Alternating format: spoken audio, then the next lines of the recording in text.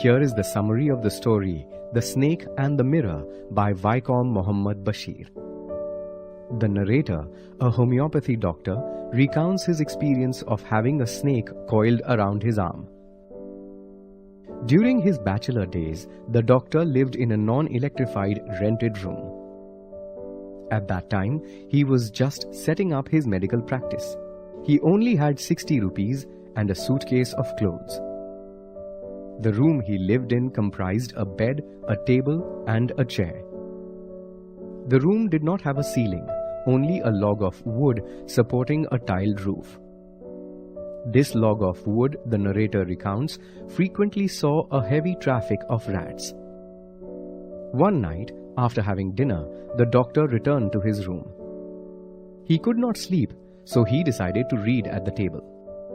He heard a noise on the roof, which he took to be rats. Ignoring the noise, he opened his book, Materia Medica. While leafing through the pages of Materia Medica, he happened to look up to his reflection in the mirror. The doctor was a bachelor and quite taken with his looks. So, while looking at his reflection, the doctor made two important decisions. First, he would grow a mustache to enhance his handsomeness.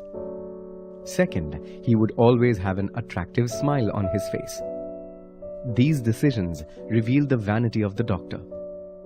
It also provides an element of humor in the story. As he made these decisions, he heard the noise on the roof again.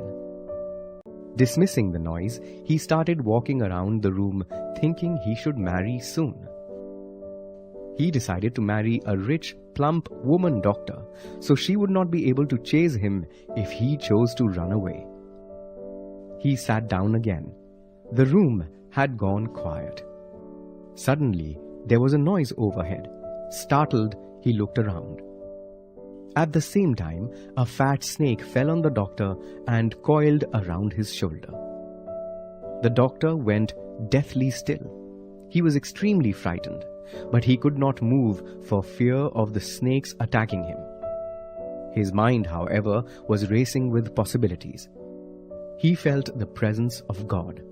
He wondered whether God would be pleased or angry with him. The doctor believed his life depended on God's decision at this point.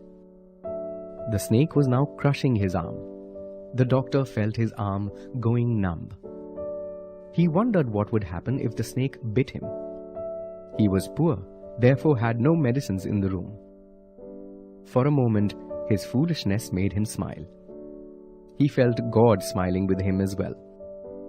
The snake turned its head and looked at the mirror. It seemed hypnotized by its reflection. The doctor wondered whether, like him, the snake was thinking of its beauty and how to enhance it. The snake slid away from the doctor and towards the mirror. The doctor now felt life returning to his arm. He left the room quietly so as not to draw the attention of the snake. Once outside, he ran for his life. His audience, relieved, asked him questions about his wife and whether the snake followed when he ran. The doctor replied that contrary to his expectations, his wife was thin with a gift for running. He then proceeded to conclude the story. After escaping from the snake, he ran to his friend's house. The next day, accompanied by his friend, he went back to his room. There was no sign of the snake anywhere. However, he discovered that he had been robbed.